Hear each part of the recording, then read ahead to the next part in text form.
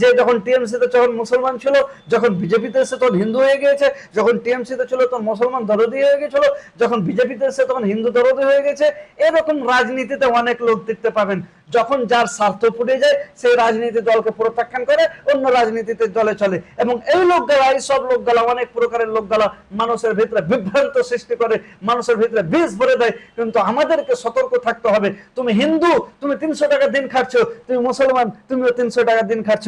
তোমাকে ওই যে অমুক এমপি এসে তোমার বাড়ির ঘরের চালি দিবে না এবং তোমার বাড়ির ঘরে চুলে মানে জ্বালিয়ে দিবে না, উনান জ্বালিয়ে দিবে না। তুমি মুসলিম, তোমাকে ওই সেই সংসদে এসে তোমার উনান জ্বালিয়ে দিবে না, তোমাকে চাল ডাল দিবে না, তোমাকে খেটে খেতে হবে, সরকারি হাসপাতালে মৃত্যু হতে হবে, ভালো হাসপাতাল তুমি যেতে পারবে না।